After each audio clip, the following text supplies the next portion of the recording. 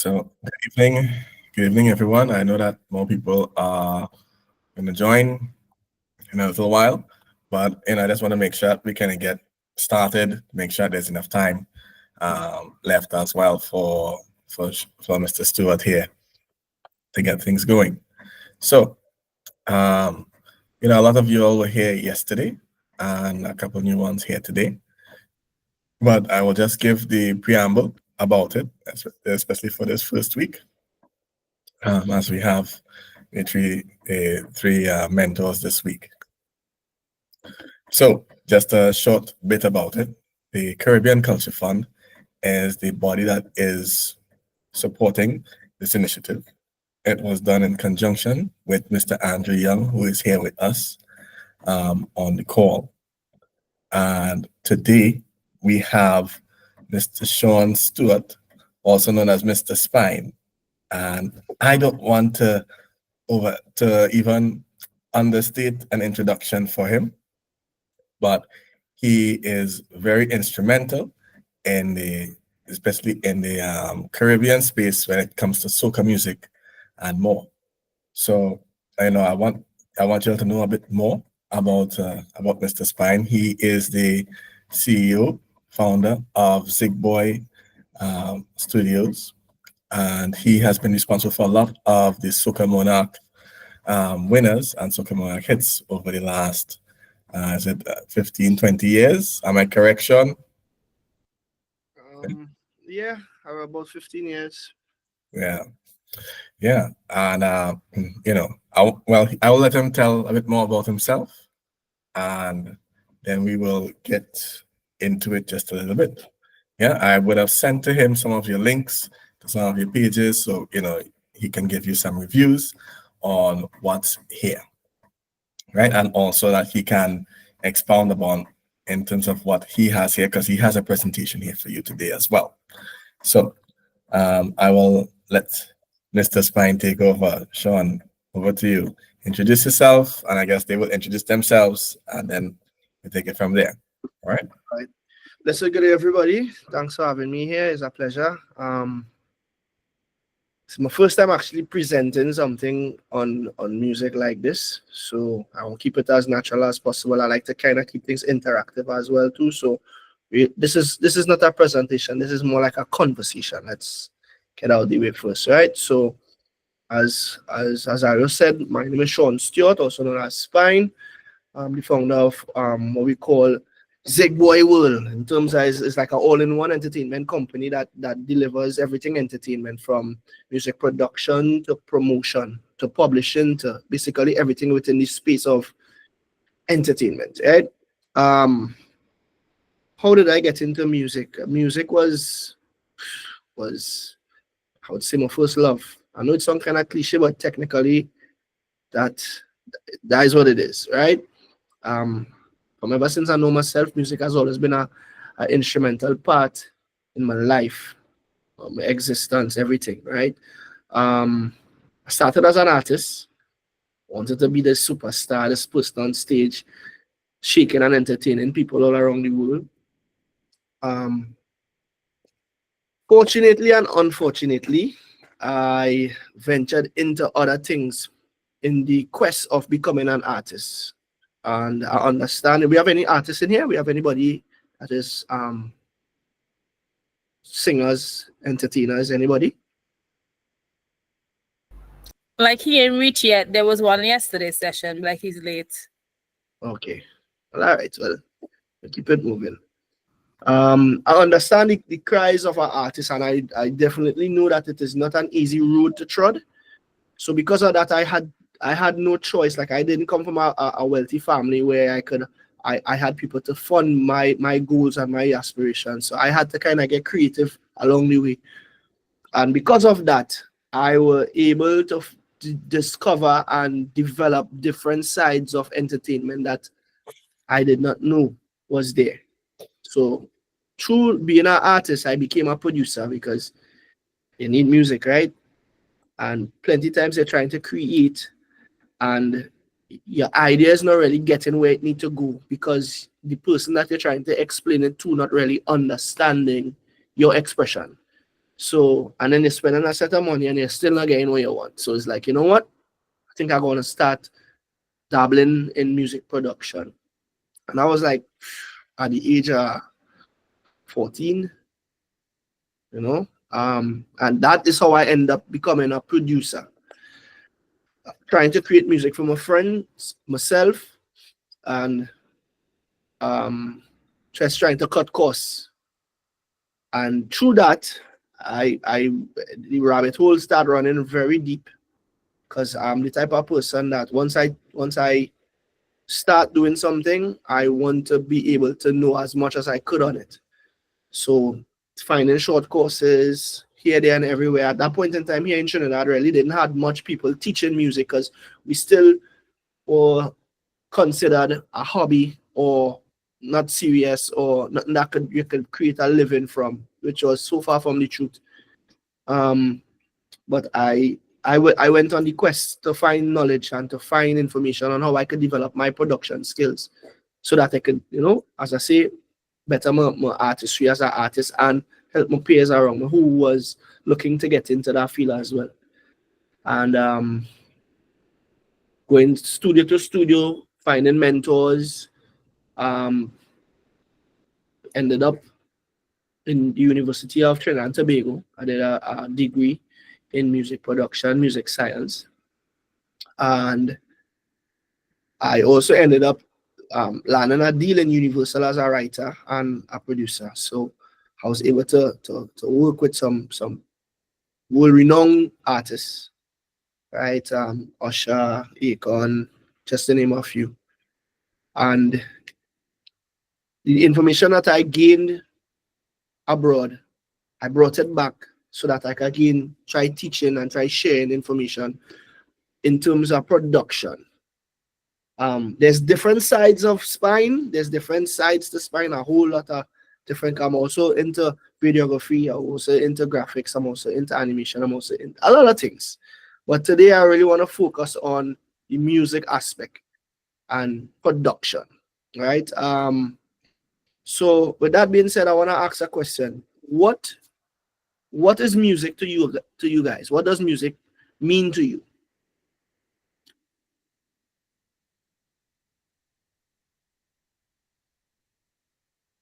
Anybody? A vibe that hits your soul. Nice. I like that. Music is a vibe that hits your soul. I like that. Anybody else?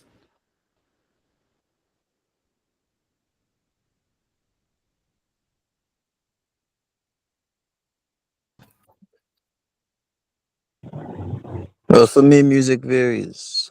Sometimes it's an escape from life's everyday struggles. Other times it's just a way to express myself. So it's an expression. It's also a vehicle that could take you from point A to point B in terms of mood, in terms of time. Anybody ever hear a song and take them back to a place? Yeah, man, enough that. Right? Yeah. So music could be used in a whole lot of different ways. Music could heal you as well too. You know, if you're actually sick. Like I could give you a story, right? True story. My dad was diagnosed with cancer, stage 4 prostate cancer. And at that point in time, I mean, that type of news is life-changing, right? One of the things that the doctor told my dad is stress. Stress is one of the number one reasons he got sick. Stress was one of the reasons why he got cancer. And to help with his treatment, one of the things that he recommended was that he listen to soothing music. You know, that was actually one of the reasons. In 2020, we created a song by the name of The Happy Song, which was actually the song that won Groovy Monarch in Trinidad here. That was literally a project that I took upon myself with me and my younger brother to create a piece of music that could actually help put my father in a better mood so that he could get better, you know? So music is not just something for entertainment is actually something that could take you from a down to up, or even take you from a up to a down as well too. Is also put you in time. It's like a time capsule, you know. So but the real essence of music is really a language, is a universal language that we use to communicate, and we use to preserve information, preserve time, preserve emotions, preserve everything around us, right? So this is why a music studio is so important, because that's the machine that you use to capture everything, from the energy to sound to emotion to, because once I translate that through the mic and we capture it and you hear it, you could feel what I was feeling in the moment, and that recording is there forever and ever, even longer than some of us live. So it is it's a very powerful tool, right? Also, we could use, like, even back in the days in slavery and those things, we use music to communicate, right? We send messages through the music on social issues, things are wrong us, is something that you could use as a weapon as well.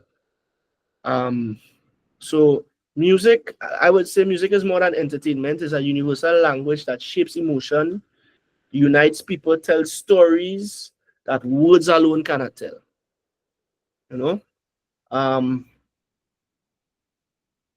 The importance of music in everyday life. What you think life would be without music? You could picture life without music. Anybody? Well, I certainly can't. So, Not at all. Not at all. I mean, music is everywhere, literally, from in movies, commercials, on the radio. Basically, everything is song. Everything is music, and we get so accustomed having it that we sometimes kind of not appreciate the value of it, and we kind of take it for granted. Just picture one day without any form of fashion of hearing music or hearing song on the whole. Picture that for a moment, like your favorite movie. Picture that movie without song design or song on the whole. You think you might like that movie?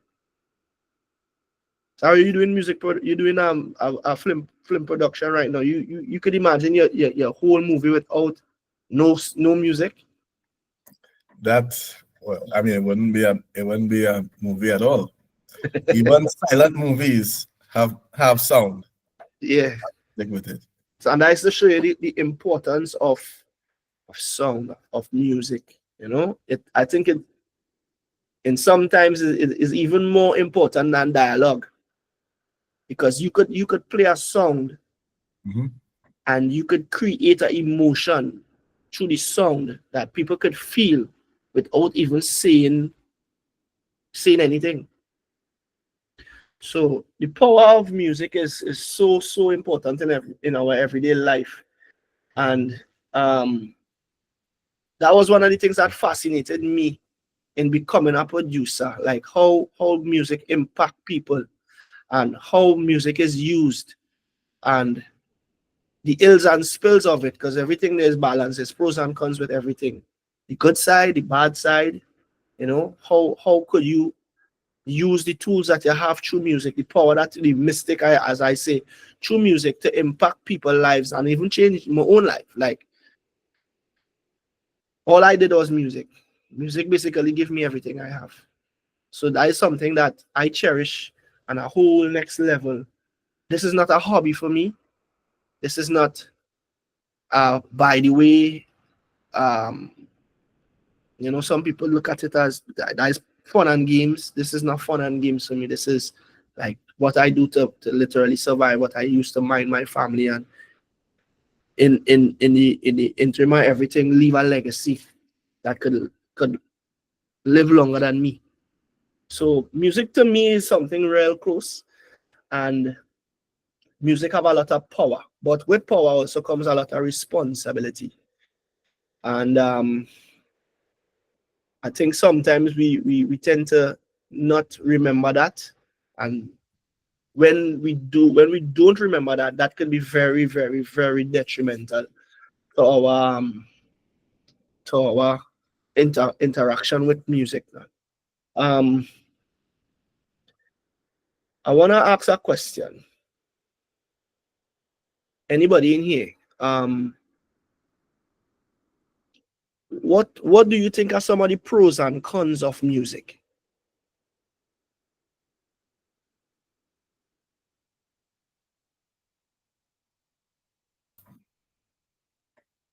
When you say pros and cons, what do you mean? All right, so in everything there's balance, right? So music is not always good. Music have a bad side to it as well. So Yes. just based off of your knowledge, what do you think are some of the good and some of the bad of music? Music can be addictive. That could serve, depending on the type of music. The addiction may be good, and it could be bad. So that's what could be both pros and cons. Music are positive in terms of a positive meaning a pro. It could carry a message. So you may want to carry a message to an audience, and it carries the message. A con to music in terms of it may also carry a message that may not be in the best interest of the receiver. So that's where I take my leave. Hope that was helpful. That was actually good. That was good. Anybody else?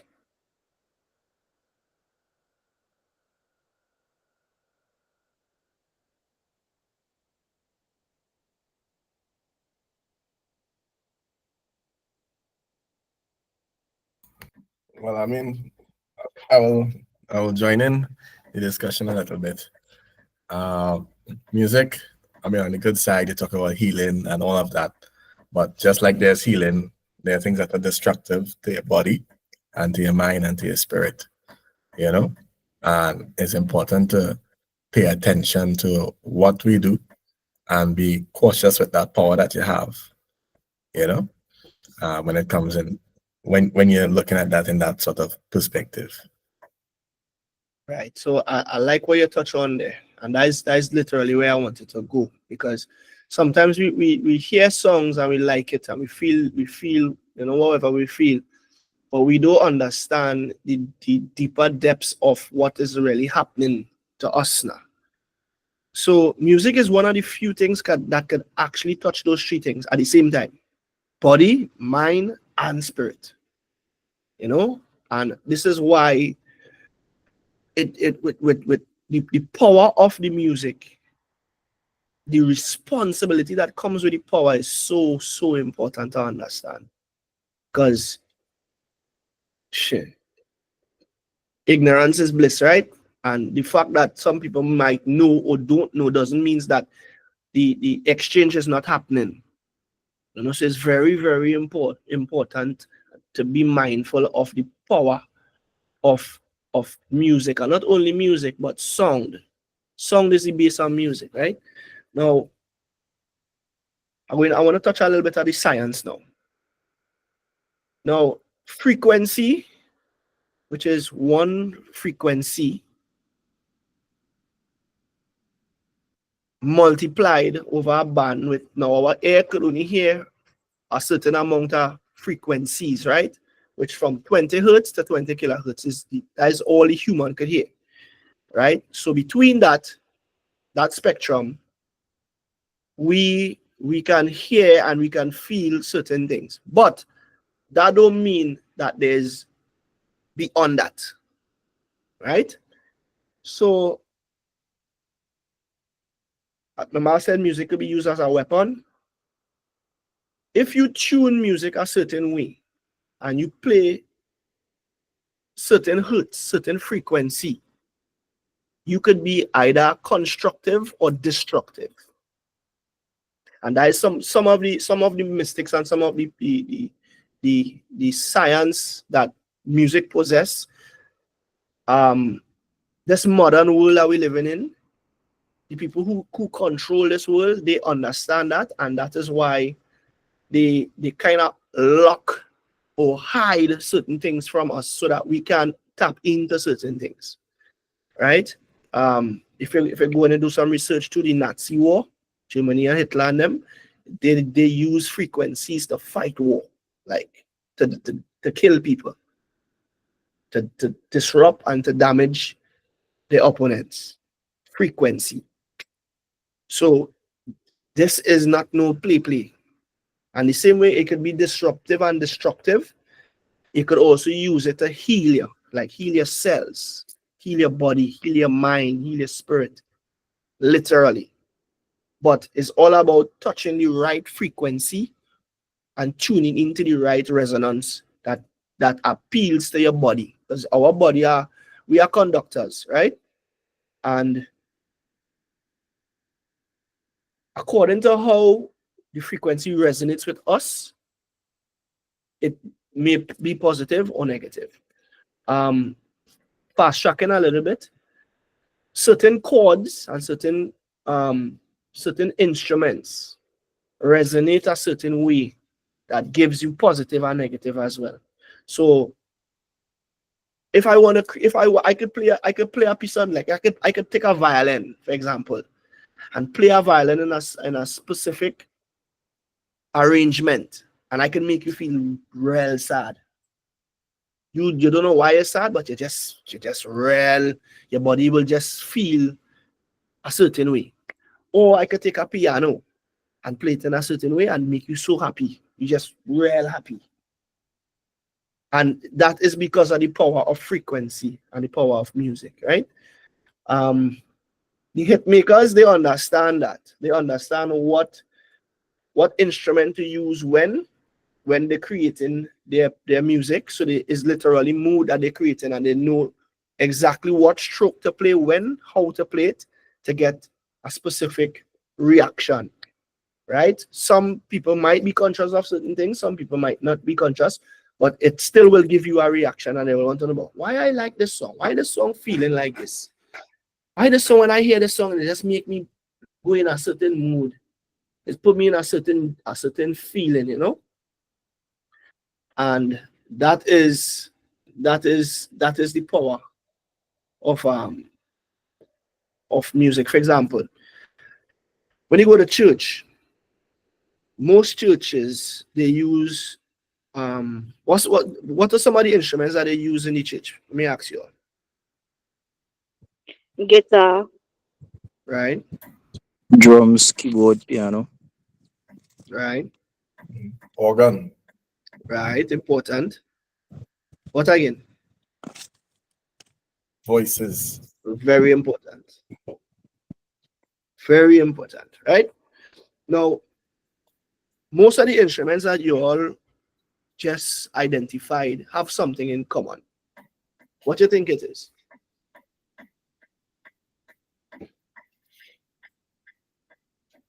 String instruments. Yeah, some of them. They produce melody. That is one of them, yes. What else?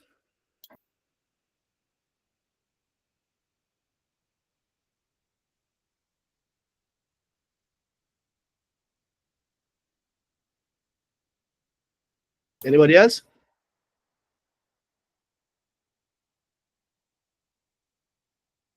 All right, so let me tell you what it is. The voice,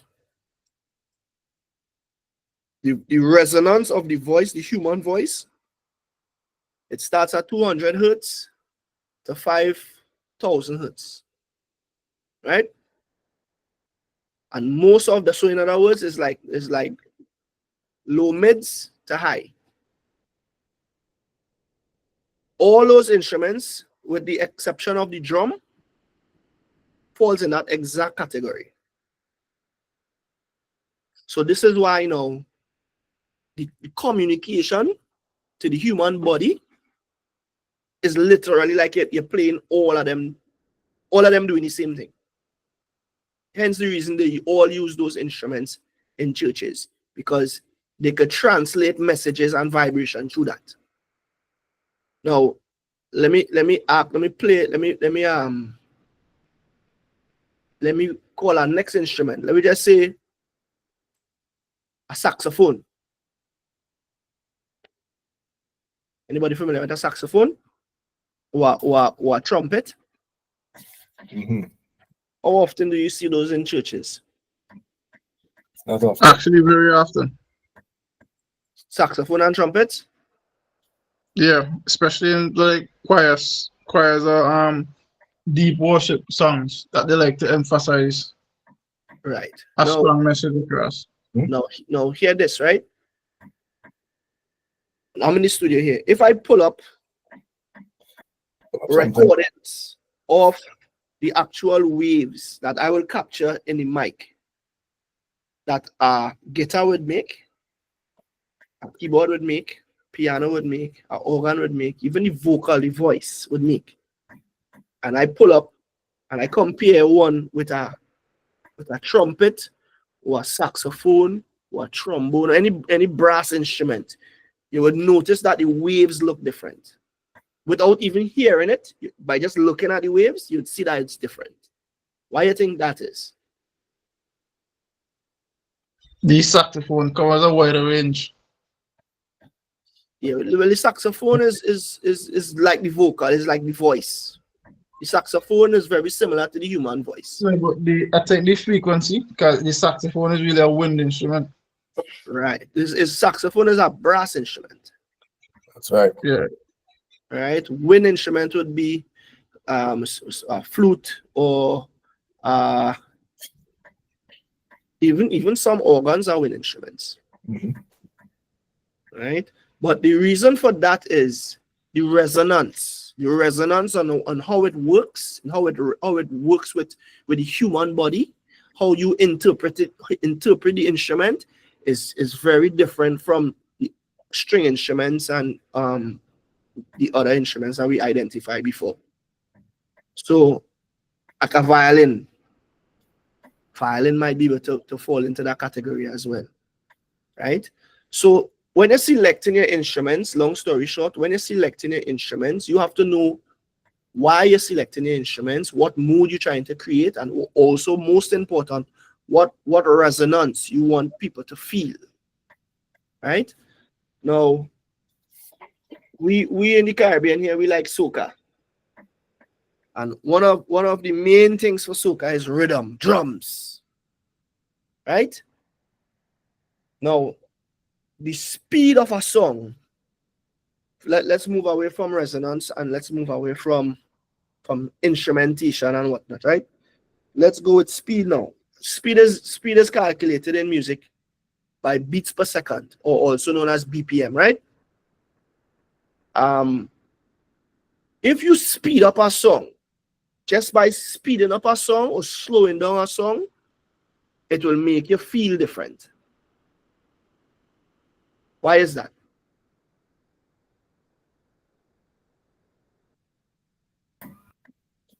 Frequencies. If you change the speed of the song, you change the frequency of the song. Correct. And that itself impacts how even the tuning of the instruments, everything that you're hearing, that is affected by the speed. Correct. Right. So selecting the right speed. Now let me give you a little tip again, right? Anybody know what is the heart, or anybody know what is the most common BPM used to create a hit song?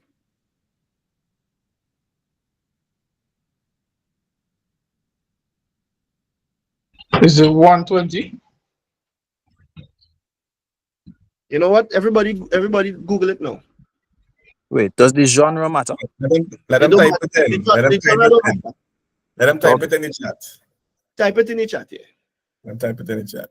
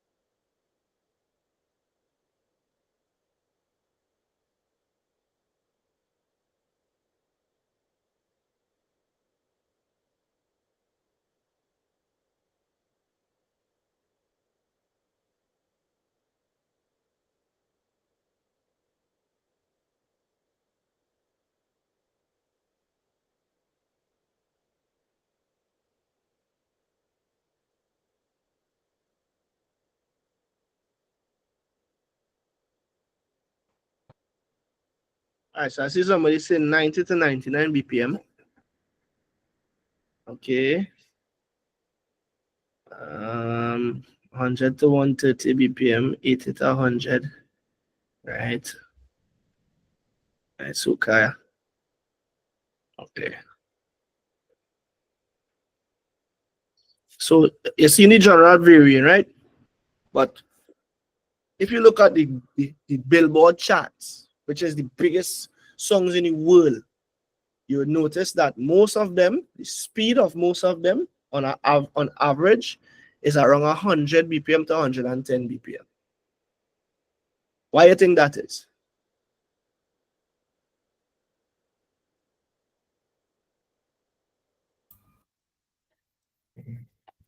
Heartbeat. On average, now it depends on your age, also depends on how fit you are, but the average person heartbeat is from about 80 BPM to 100 BPM. And again, this is just the relation between music and human. Once you match that and that BPM, that BPM is comfortable with you, naturally you'll just feel good, because that is your natural rhythm. So it's, in other words, the song and your natural movement or your natural rhythm within yourself, once that harmonize or that start to work together, naturally you would just like it, just because of the speed of the song.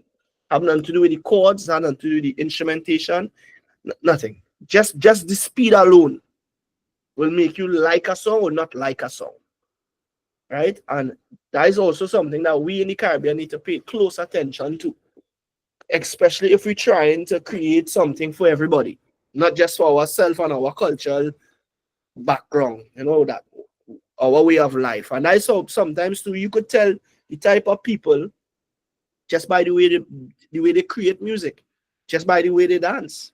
You could tell if somebody have vibes or if they don't have vibes, as we just see, just by the song that they create. Latin music play a certain way, Afrobeat play a certain way. You could tell the type of people, how they live, how they behave, because based on the type of music that they create. Hip hop music make you feel a certain way. Reggae music make you feel a certain way. Soca make you feel a certain way. You could tell the people just based on the composition of the music and the mood that they create through the music. Anybody agree?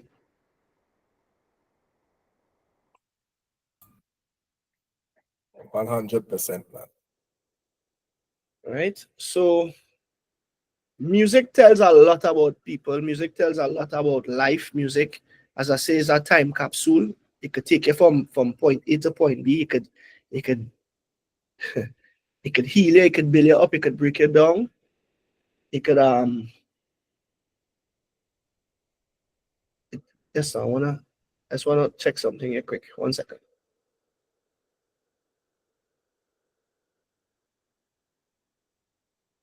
I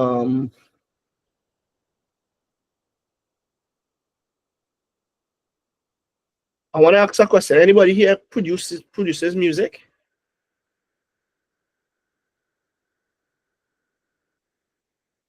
Anybody? Yeah, to some extent. Still studying it though. Okay, cool. So the elements of music. Anybody know the elements of music?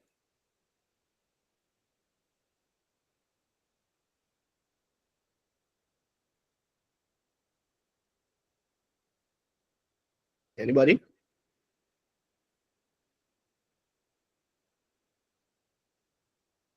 All right, so I'm going to list the elements of music, right? First thing, melody. Anybody know what's a melody? What is your definition of melody?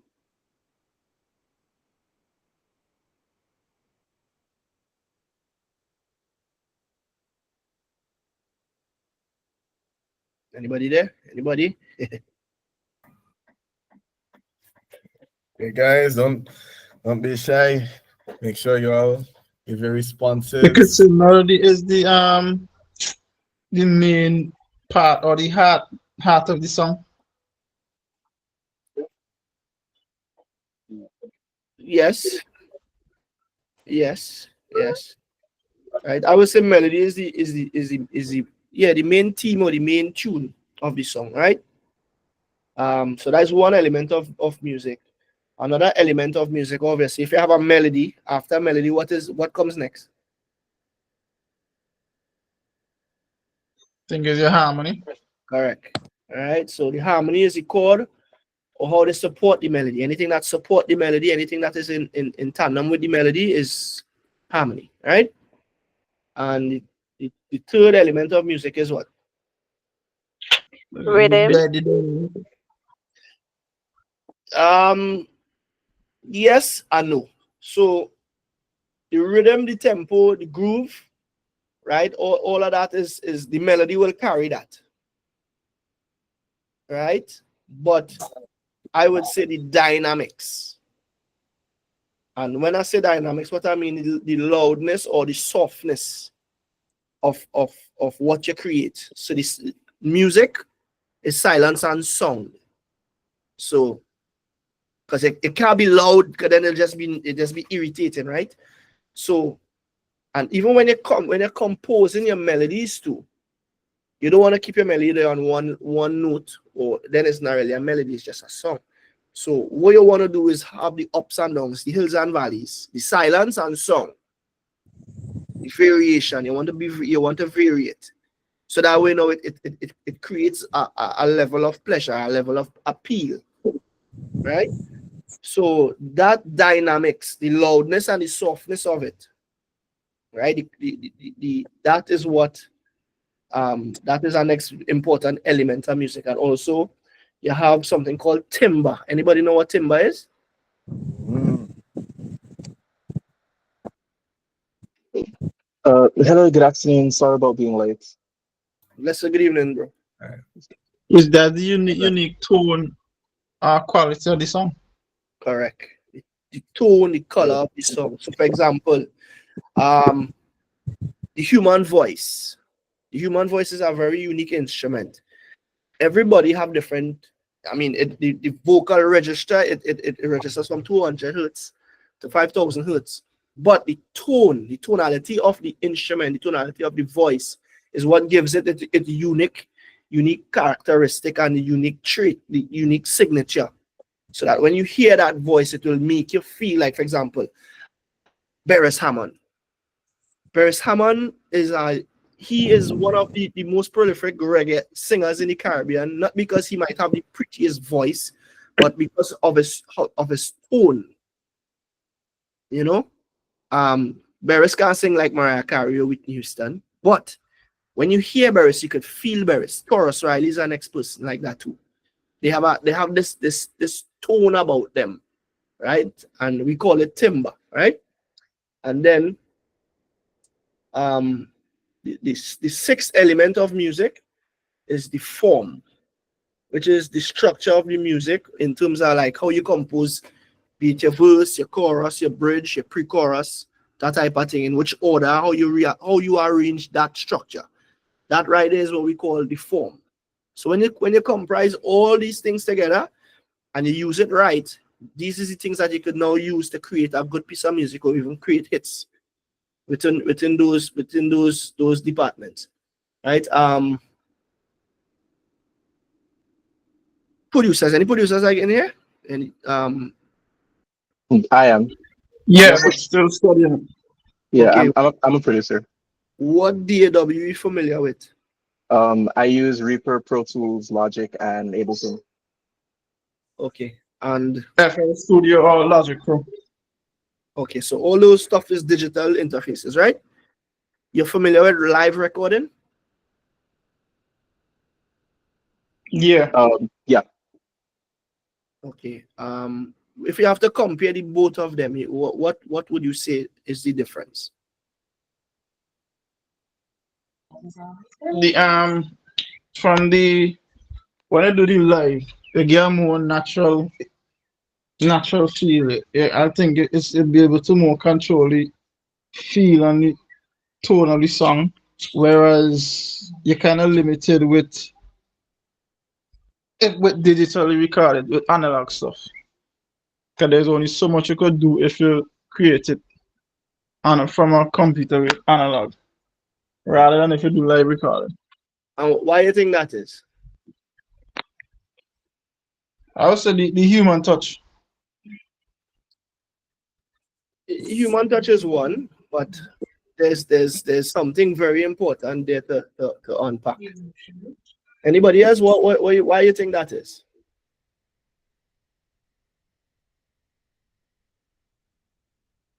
Sorry, can you repeat the question? Why do you think a digital song is different from a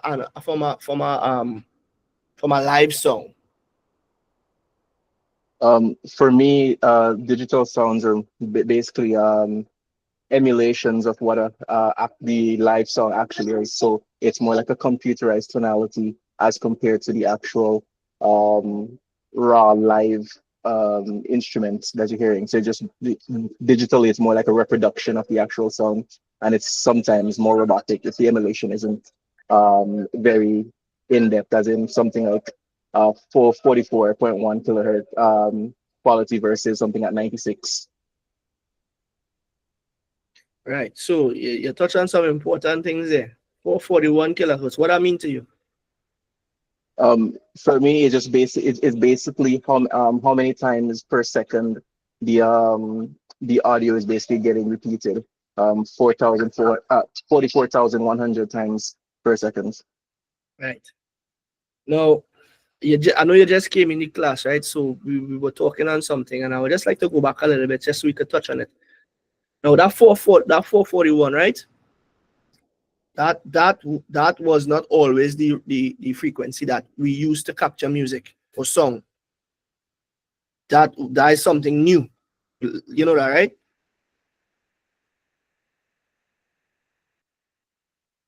You there?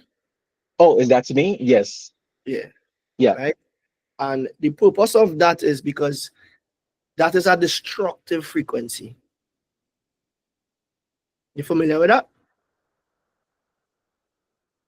Yeah, specifically because the 441 was mainly used for like CD recording, and it was introduced for putting onto CD. But as they Right. got to like 96 and those stuff, the quality headroom got much higher. Right. Now, once we got into the digital world, and with the invent of the AWs that we use and that we're discussing right now, you find that frequency started becoming very popular, and they started kind of pulling away from the other bandwidths because of the Zig. what's the right word I want to use? Because of the benefits of it, right? No problem. Yeah. Because of the benefits of the Right. other frequencies is why they start hiding them. They start like literally getting rid of it, right? So like myself, like I was literally just mixing some live drums, right? Me personally, I love to record live music. One being the information that you capture is a lot more. You could put a whole lot more feeling, emotion, information into the recording, right? And then it also gives me the opportunity to do more in terms of my creative process, right? The analog versus the digital, which is what we're discussing. The digital space, it very limited. It almost feels sometimes like cardboard, if that is the best way to express it. Plan and just square, right? So you find out the behavior of the music, how it behaves in the DAW compared to live engineering or live instrumentation or live recording is two totally different processes. So in this world that we living in now, everybody is DAW, everybody is digital. In our forefathers' time, no digital, everything was analog. So you find the behavior of human of society of the world, the behavior of humans was totally different, we were a lot more calmer, we are a lot more peaceful, we are a lot more loving, we are a lot more energetic, we were stronger in every aspect. And then with the invent of DAWs and this new frequency that follow, it started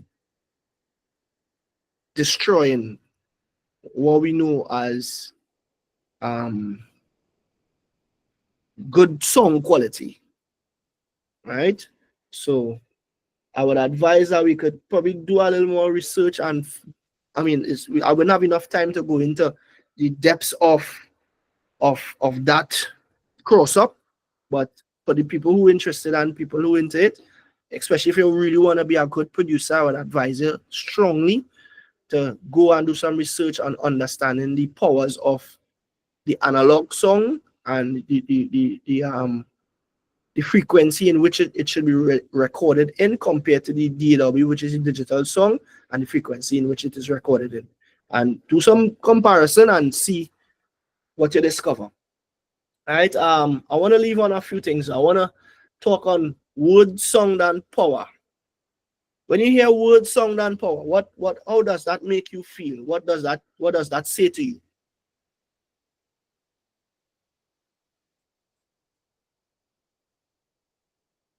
Anybody?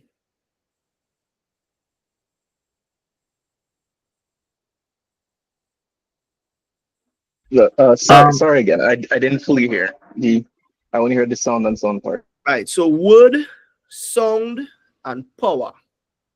When you hear that phrase, how does that make you feel? What does that mean to you? To me, that speaks of the parts of the vocal which the singer sings in to make the song, bring the song home, or with which they want to communicate the song. Meaning the lyrics that they use, the type, the song or the voice, and the power is how loud or soft they feel that they give up the message behind the song. You're close, but not fully. Anybody else?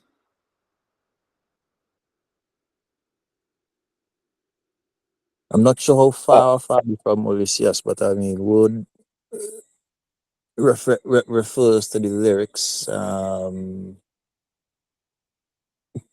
Power, I think, is the effectiveness of the particular lyrics. But that's what I have thus far. All right. So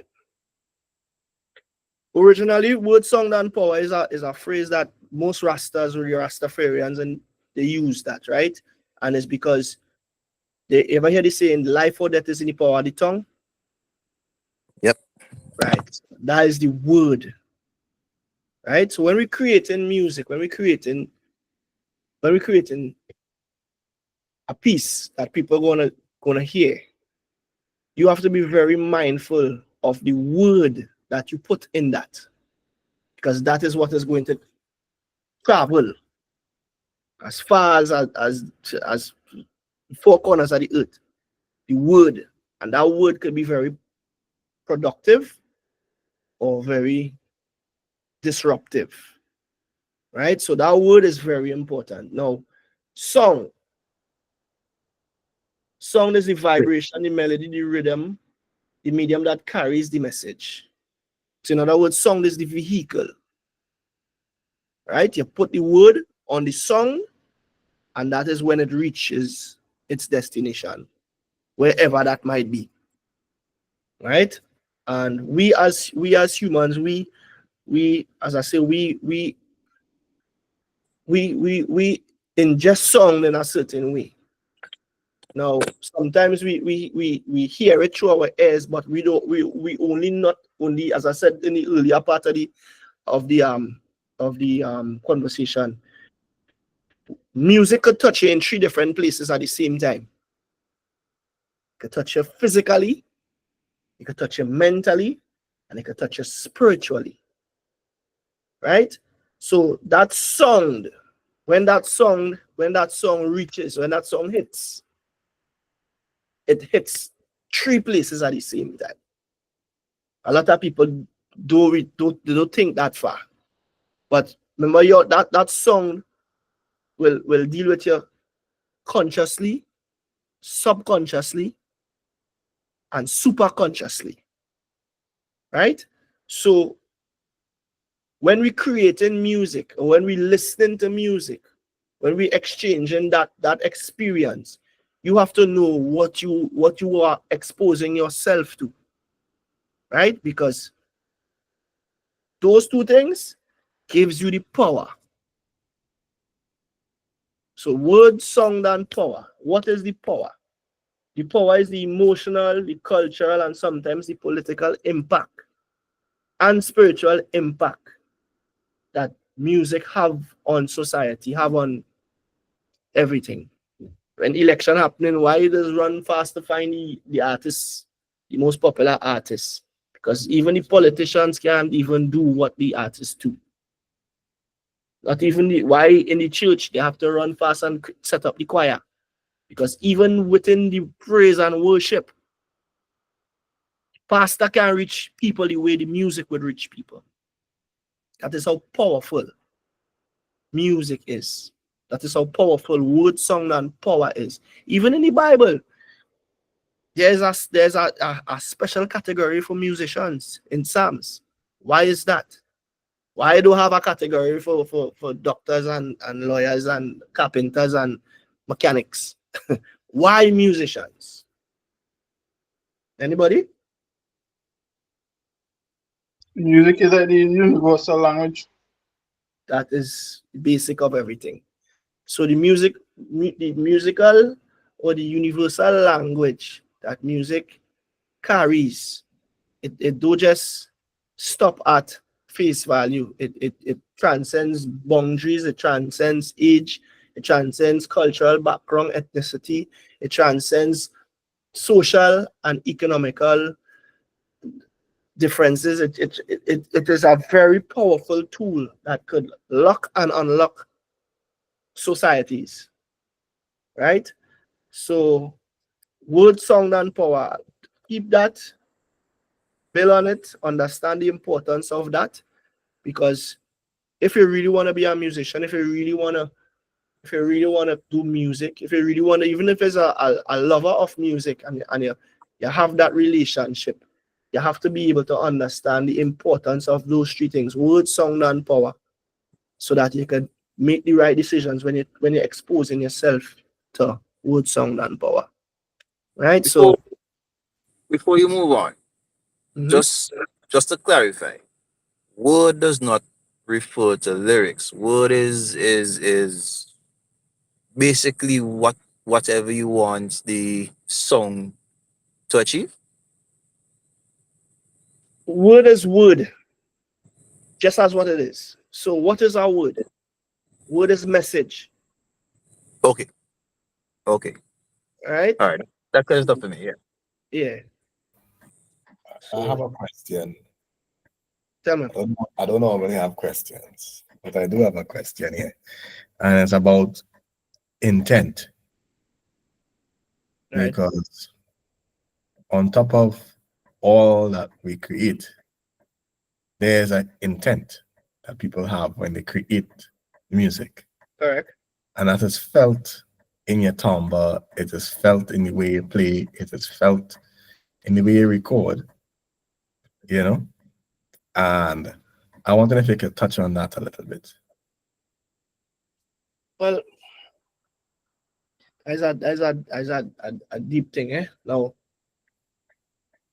purpose is everything. Like, if a man without purpose is a man without direction, right? And it's the same thing with intent. If you don't have intent, you will not fulfill what you're doing, why you're doing. Like, you wouldn't have no reason for what you're doing. Now, mood, feeling, emotion is what you really and truly capturing, be it good or bad, be it negative or positive, right? So when you come to the space where we capture, which is we call the studio, right? And your energy or your intent is negative, we would feel that. I could feel that. The listener, the person that is going to patronize with your music, they're going to feel exactly that. Now, and that's why I ask the questions: what are the pros and cons of music, right? Now we also have to be very mindful who the originator of music is, because Lucifer was the maker and the creator of music. He was the archangel of song, right? And when he got banished out of the heavens and he came down to the earth and he ended up becoming Satan, he did not lose his power. The power was always there still. And a matter of fact, he uses music to flex his muscle. And that is why I asked the question, why do you think in the Bible there's a place for musicians? Why do you think? It's very important. So it is also important to also clear and be very clear with your intention and your intent of what you are creating. Because if it's not positive, it's negative. If it's not a plus, it's a minus. Follow me? So it is very, very, and that's why I brought forth this three words: word, sound, and power. Once you understand those three things and how it works and what it governs, then you should be on the right path to creating something out that is of standard and of substance. So that is it. Anybody have any other questions? Well, I see Odysseus stated he wanted to communicate with you after about his projects and songs. Yeah, no problem. No problem. The information I could I put don't know if anyone wants to share their music within the session as well. To share that, and possibly you can give some reviews at some point. Right. So I just put my email address in the Chat. I just pinned it. So anybody that want to communicate with me after the conversation, feel free, hit me up on my email and we'll take it from there. I have a question, but it is not necessarily music related. So I don't know if now is the time to ask it or later. You let me know. No, you could ask it now. The name Spine. Right. How did that come about? Good question. All right. So a little backstory on me, right? The name was given to me. I didn't call myself that one. It was given to me by my uncle. He was a DJ in Trinidad, but I was always, like, from ever since, as I said, always intrigued by music, always intrigued by song. So I was always this little skinny guy around big people trying to fit in or trying to be a part of what they're doing with the old, like back in the days, they had those big sound system with those big speaker box and those records and whatnot. I was the little 6-year-old guy that will put on a crate and I will put on a big headphones on my hair and I will be playing records at that age. 6, 7 years old, I was playing records at that time. So my uncle, because I was real skinny and always trying to fit and be in the middle of big people, he called me Spine. But the power of Spine, or the word Spine, or the name Spine, after getting older and understanding the importance of it, I embraced it, because the spine is the central nervous system of the body that basically governs everything, right? The brain is directly connected to the spine. Without the spine, you can't function. And funny enough, the name Spine give me a lot of strength, because I had plenty of times where this journey that I was on, or that I'm still on, where music and entertainment is concerned, is a rough, hard, like, if you don't have thick skin, I'd advise anybody, don't try to do this, right? You really have to have that passion and really have to have that love for this to really and truly go all the way with this. And I don't regret it. I fully appreciate where it brought me. I fully appreciate the fruits of my labor, and I fully appreciate the impact that I was able to make through the music.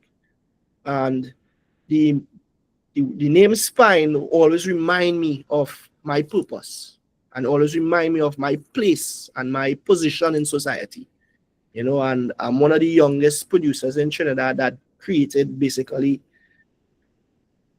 countless hits for the old and the young. I was able to be part of 3 generations of music. I birthed 2 in terms of like the Millionaire Family in Trinidad. That's it, Orlando Octave, Kerry John, Macamillion, Swappy, Buffy. That was like the era before this era. And this era, that era that I created, birthed this next era with youths where we call here in Trinidad, the Trinidad movement. I am very instrumental in creating that movement and developing youth, especially, and developing young talent where we could now export and change lives and a whole lot of things. So that name Spine, yeah, is very, very, very instrumental and important to me and my existence in music. Any other questions? Spine, I have one question here again. Mm-hmm. It is if you can talk a little bit about your journey in the music business side of things. Right. Now, you can't have music without music business. Music and music business, or music and business, and the whole go together. Unless you don't want to strive or you don't want to have a good career. Because to start with, you need money to do music. It is not cheap, right? And if it is you want to be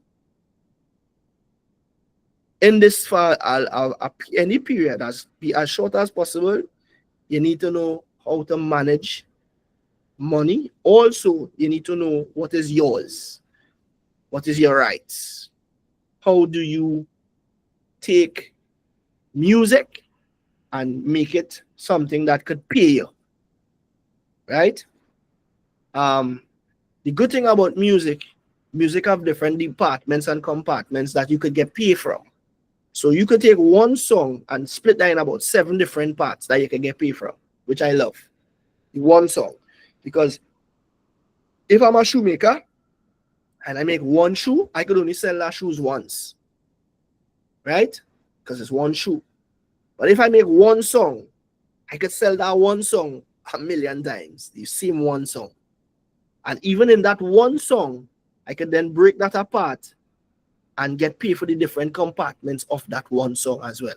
A lot of people don't know this, right? So there's different rights that governs a song. There is copyright, there's sync rights, there's master rights, there's the neighboring rights, right? And there's a whole heap of other things that you could now generate income from. There's publishing, right? And it's a whole heap of different streams of income that you can now generate from that. But it's important to know this so that you can benefit from it, because for a very long time, and I sure you all and all to probably hear the cries where certain people in music, boy, this one robbing me, boy, this plenty icons dead poor because they didn't really utilize the catalog the right way. They've been doing it and they didn't understand their rights, and people take advantage of them. So if it is you're getting into this business, I'm telling you, super, super duper important that you understand your rights and you exploit it in the right way so that you can benefit from it. Yeah, because I say music is real estate. A song, you create a song today, that could pay for 50 years. Your children could get paid from your catalog.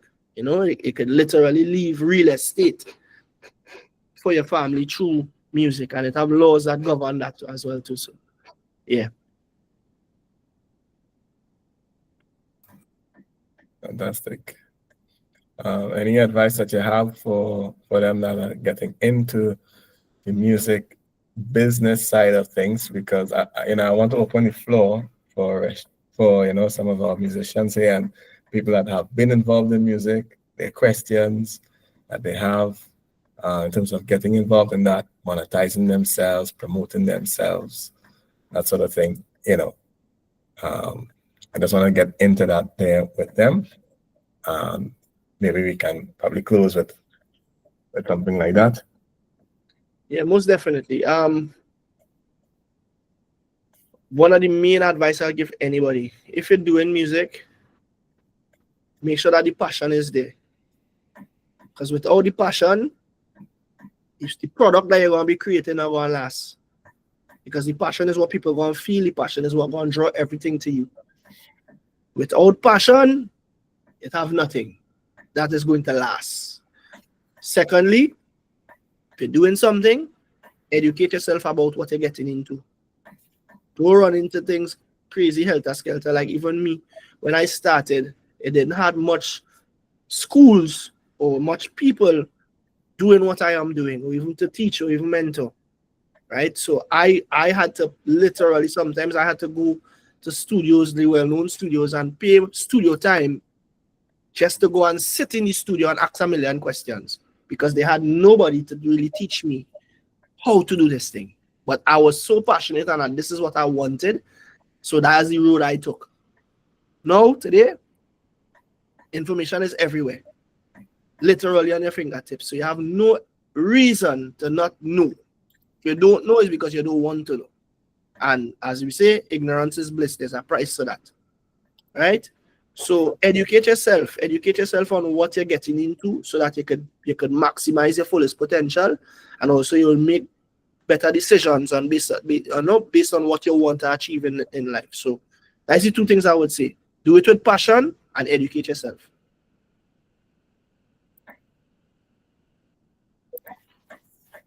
All right, great. All right. Um, well, let's open the floor for the guys to tell us about themselves as well, their journey in music, and you can probably chime in their spine. Let's keep the conversation, keep it as a conversation, and see their aspirations, what they want to achieve, and how we can possibly help make them at least help them along their journey. Yeah. For sure. All right. So, it's an open floor, so anyone here can start up and go forward.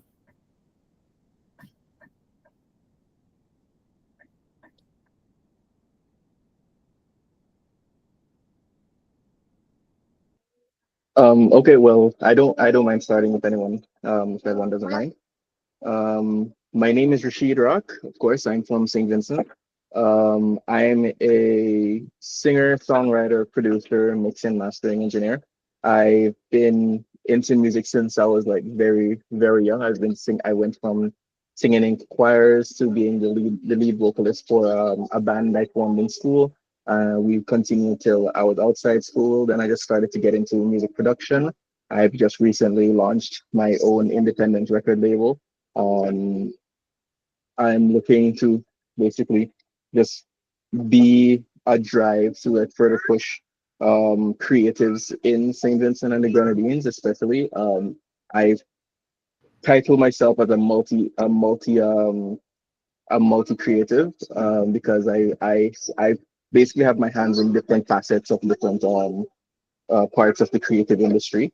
Experience wise, I've been releasing music, mix and mastering music as well, and promoting music. I've done my fair share of songs. I've had persons who recorded with me enter our local Soca Monarch finals. They've also won our rural Soca Monarchs as well. And outside of that, I'm expanding my business further out of St. Vincent. Supposed to do a collaboration soon with a studio in Chicago for a podcast as well. So I'm basically networking and just building my brand as a singer-songwriter and also as a mixing master engineer and record label owner. Yeah. Nice, man. Nice. Nice. I mean, you sound like you're on the right path, and you sound like you're already um into it, like fully into hands-on, right? So that's a good thing. Um, tell me something in terms of how long you been doing this?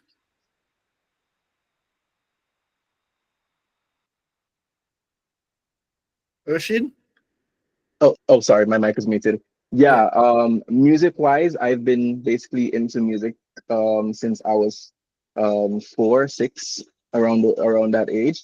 Um, Professionally, with the band, I started when I was around 14. We were doing paid shows as me as the lead vocalist. As a mix and mastering, as a producer and mix and mastering engineer, I would say from around 2017. But I really started to ramp up my business post COVID. So basically around 2021, 2022, when I really started to focus more on the business end of mix and mastering and basically spreading my services out to other artists and stuff. Okay, nice. And how was that journey for you so far? For me, I would say the journey, basic the journey wasn't, I wouldn't say it was difficult. I just more say it's just like life. It has its ups and downs. It has its empty spots. It has its very productive and expansive areas, and it's just basically going with the flow and networking as much as I can with as many local producers, local artists, international producers, international artists as possible, and basically expanding my framework in the business however way I can, whether it's through online or through at fets and events and those type of things. It's basically outreach. So it's just basically basically paving my path in it with hard work, I would say. Yeah. The reason why I asked, I know this journey don't it's not an easy one, yeah. It's I see plenty. What's your age again? I'm 23, turning 24. 23, 24, yeah. Okay, good. Yeah. All right, nice man. Keep it going, keep your head up. I mean, life is what you make it, yeah? So even when things might get rough, there's always a solution to that problem. And problems, I always say problems equals money. Because once you find solution to your problem, then you can also solve other people's problems that might have that same problem. So just keep going. Yeah, definitely. Thank you. Yeah. Anybody else?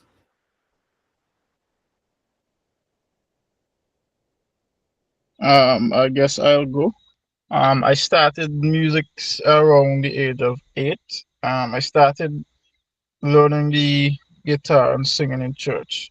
I was on the worship team for some time, played in several bands in church and in school.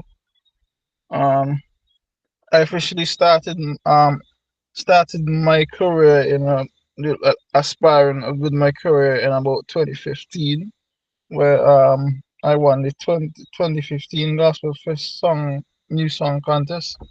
Ever since then, I traveled a bit to several different countries in the Caribbean and the States where I went on that agency back then was Vinci Marketing. But I would say I really got into pushing music around after, just before COVID, where I started launching my own label because I wanted, rather than just singing and playing an instrument, I really wanted to be involved in like the full aspect of it, from starting and writing a song to seeing it produced, mixed, mastered, released, and the full bought and see how a song could thrive. Um, I would say between last year to this year is when I've been really, I found myself even going more harder because I'm saying it's not worthwhile pursuing it if I can't make a full career out of it. So I've been really pushing to see how far and wide I could network and build a good catalog and repertoire in it thus far.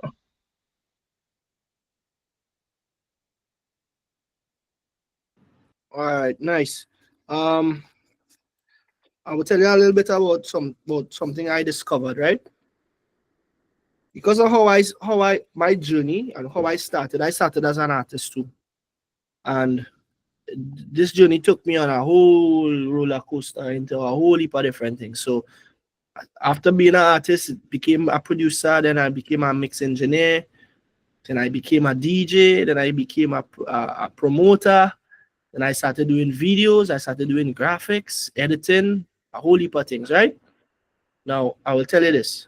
when I got an opportunity to go to Universal Records and I was working as a producer slash writer, I left Trinidad and I went up there and I thinking, well, that is the right thing to do. But one thing I learned real fast, if you really want to be good at something, do one thing at a time. Focus on one, get yourself to a certain level, and then move on to the next. Because sometimes when you do too much, you don't really see your full potential in those areas now. So if you're a producer, focus on production. Understand the fullness of production. Let somebody else do the mixing for the while. And the product will be better. Rather than you trying to do everything. Like function like a factory.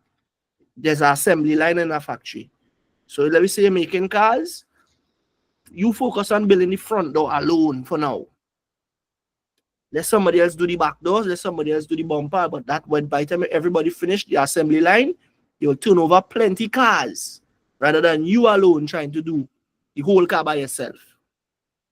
You know, and you will get a better product. And then from there, you can then probably switch places with somebody and then go from there. And that's what I did. And I saw a lot more productivity and a lot more profit from doing that because one, I wasn't able to burn out as fast as I used to. Two, the quality of the production on which I was creating was a lot higher because then I was able to bounce ideas around and vibes with other people around the same feel as me, and we was able to come up with something even 100 times better than just me alone sitting down trying to do everything. I mean, sometimes it might sound ambitious, it might sound cool, but in the interim and the full spectrum of things is really not the best thing to do. That's just some of my advice. Yeah, that's an advice I really adhere to. So thanks. Yeah, no problem, man. Anybody else?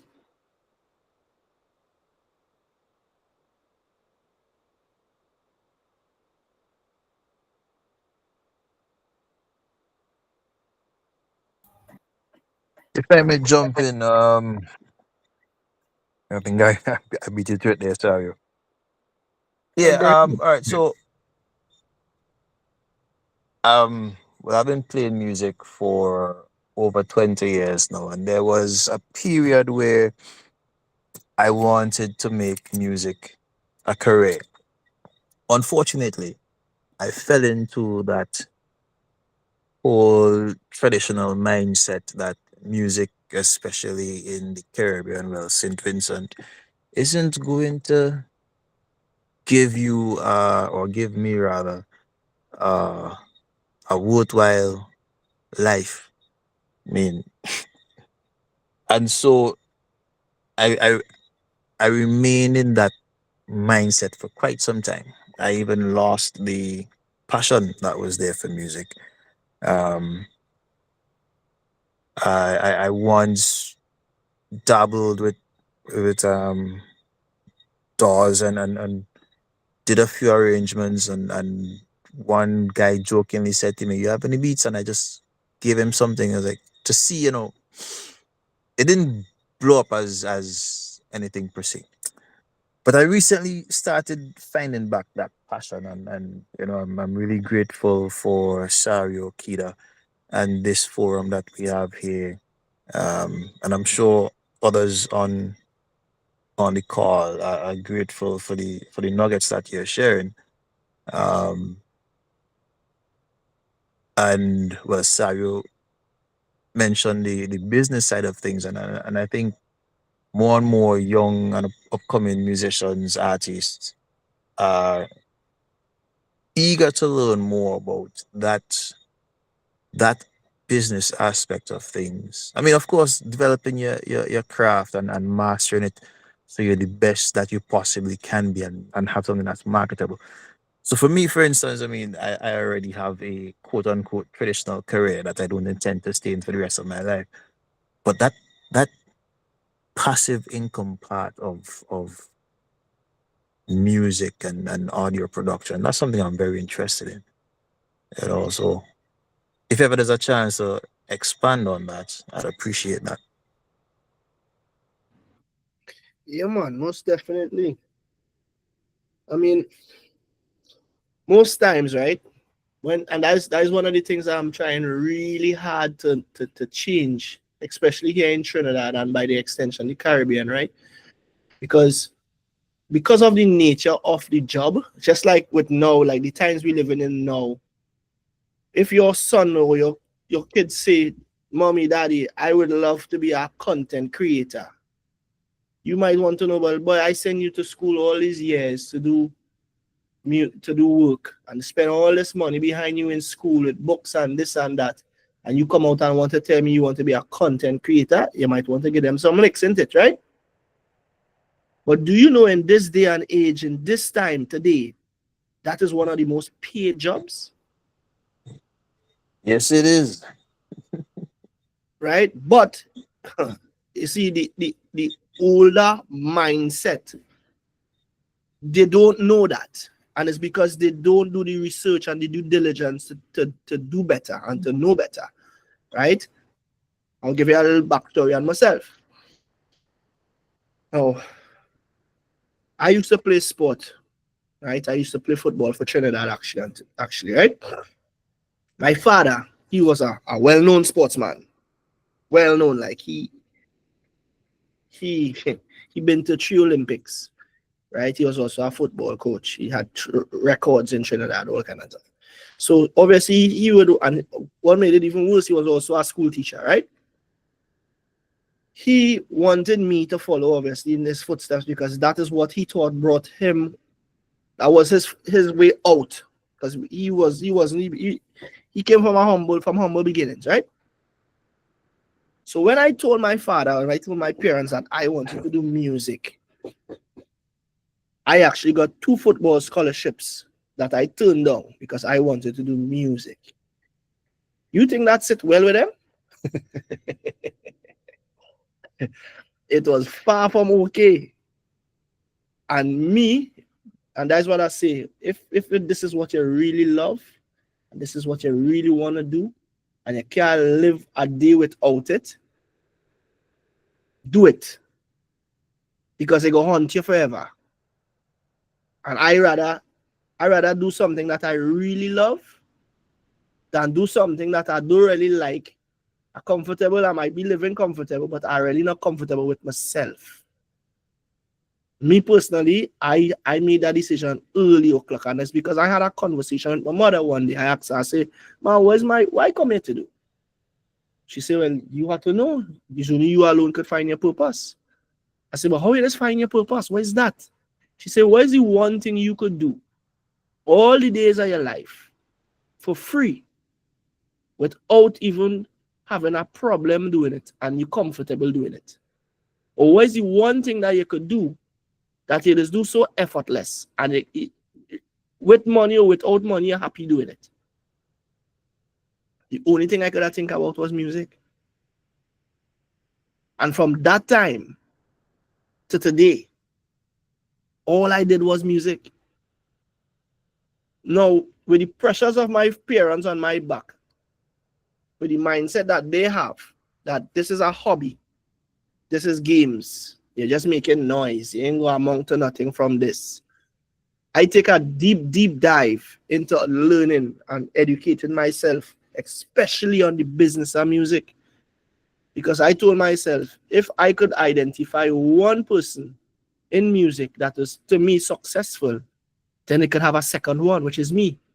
And any and everything that they did, I will use it as a blueprint to better myself in this field, which I did. And thank God, I mean, life is what you make it, right? So the work that I put in, it paid off. At the age of 21, I was able to buy my first car cash, is a Lexus. I still have it to this day because it's something close to me.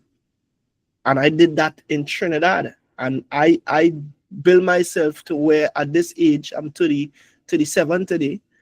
And I built 3 production studios, right? The last studio that I built was $1.3 million, TT dollars. And everything that I do, I was able to create other businesses from this music business that I do. You know, I didn't just stay in music. I was able to create capital and put it into other businesses where that I can now live comfortable and mind my family and see the world and do everything that I want to do with my life through music. Everything that I do is just, you know, around the entertainment business. And then I was able to create other sub businesses from this entertainment business. So I don't just stay to the music production. I have a company that do basically everything where events is concerned. I have Trusting Lights, Screen Stage. We have a song company. We do management of artists. We do events on our own. We tour. We have a band. I manage. You know, it's basically all the other streams of income from the entertainment I created. I have a business where I do my own merch. I have a printing press. And we created different streams. We do publishing. I have a publishing company as well. And it's all entertainment, it's all fun, it's all love. I enjoy every aspect of it. But I didn't just look at it one dimension in the way that the typical old schooler would just say, well, that is just them who go and sing a song and the promoter to pay them. And I said, that is definitely not it. And my job right now is not just to do it and set an example, but it's also to teach it and share the knowledge with others who might want to venture down that way. You know, so that is where I'm at right now. I'm in the process of launching a program by the name of Big and Serious, where is a nation building program where I'm gonna go across Trinidad and Tobago, and after that, by extension, come out to the Caribbean, extend it throughout the Caribbean, where we can now show, teach, and develop youth and young talent in different parts of the entertainment world. So the business is a very, very, very lucrative business, and you just need to do it right. You know, once it's done right, as I say, music will only treat you the way you treat it. Once you treat it right, you're gonna take care of you. And I'm living testimony that music could live good right here in the Caribbean. So yeah.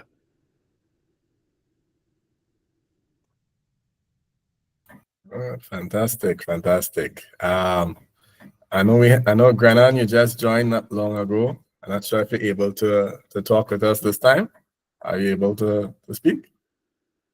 Grenan? Yeah, I be, but I'm going home, so I interested. I Oh, will when I reply, respond when I reach home. all right, no problem.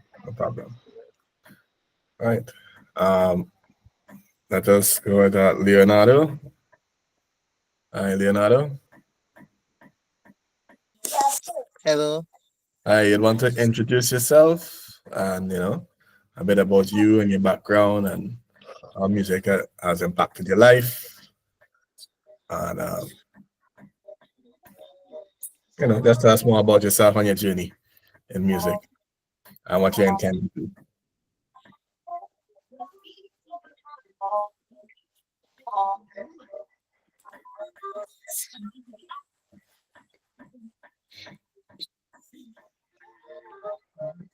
Hi, Leonardo.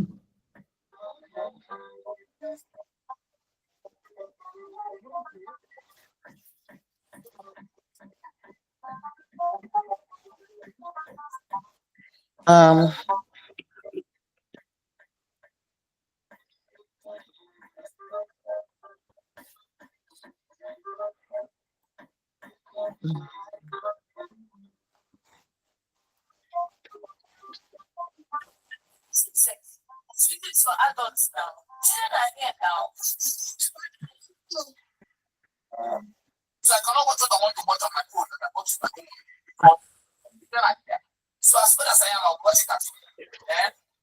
Hi, Leonardo.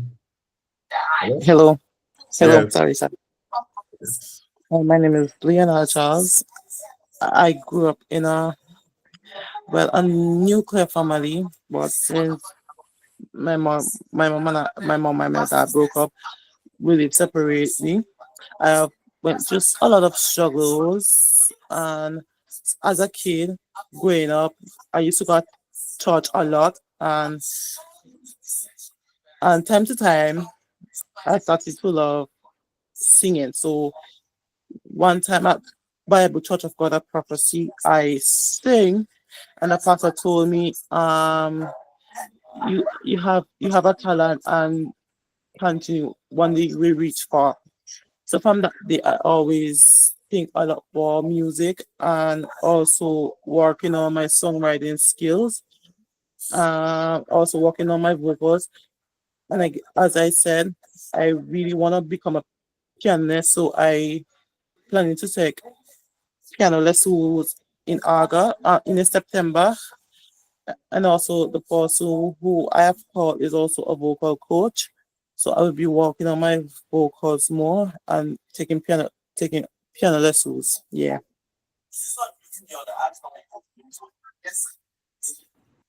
Well, that's nice, man. Keep it up.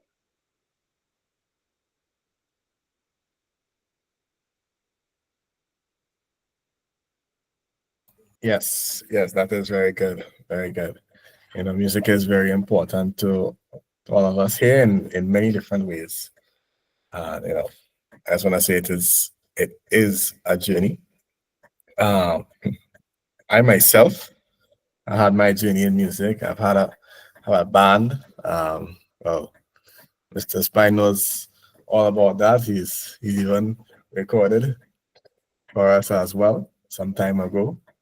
Um, and music is a journey, and you really have to be dedicated along that pathway, and you also have to become educated about everything, and everything that he has said here, resonates with me, and I'm sure it will resonate with you as well.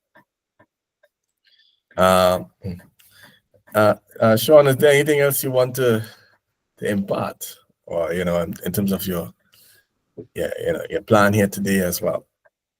I think we covered everything. I think we touched on everything I wanted to touch on. Yeah, I think I'm okay. All right. All right, great. So I know it was a short session today, but what we can do, I guess next week you get into some of the meat and potatoes of it. Next week, and you're digging a little deep.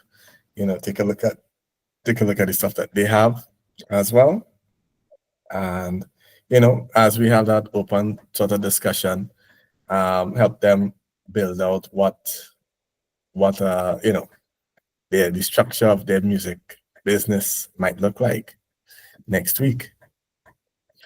All right. And Yeah, most definitely. So what I'm gonna do, I will take a look at the links you sent to me, and mhm. then I will come back and I will share some information and knowledge on how we could go from there to betterment now. Yes, definitely, definitely. But before I go, I know Janelle, I know you, at least in your application, you didn't say that you were a music, into music, but it seems that you are very much involved, and I wanted you to, share a bit about yourself as well here, before we go. All right, Janelle.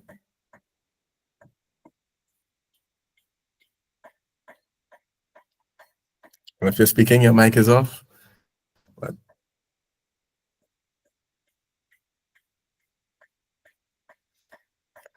she might have stepped away. But perhaps next week. All right. But it was definitely a joy to be here, listening in as well. And it is good to have everyone here that's involved in that creative space.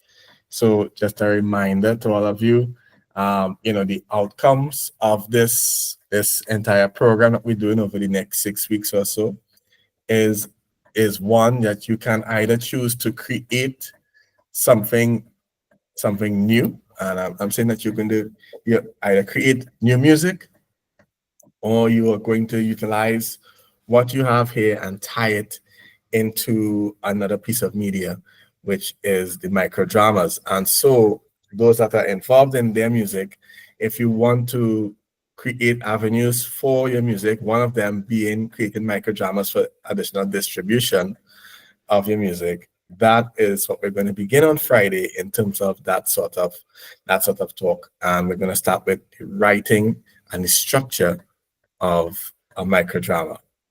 All right. So it'd be good to see you guys on Friday, and we'll see how and where we're going to take it, from there. And so also at the end of this, of course, there's a production side of that, and where you'll produce something new. But the second part is also we will be coming to SVG probably in the third or fourth week of this installment here. We will be shooting that microdrama within that period. All right. So without any further delay, I think we could probably bring this session to a close. It was good, chock full of information and nuggets. I think everyone can agree with that here. All right. So guys, it was great having you, and you all have a wonderful rest of the week. Everybody have a blessed evening. Thanks for having me, and looking forward to interacting. Thank you. Yeah. All right. All right.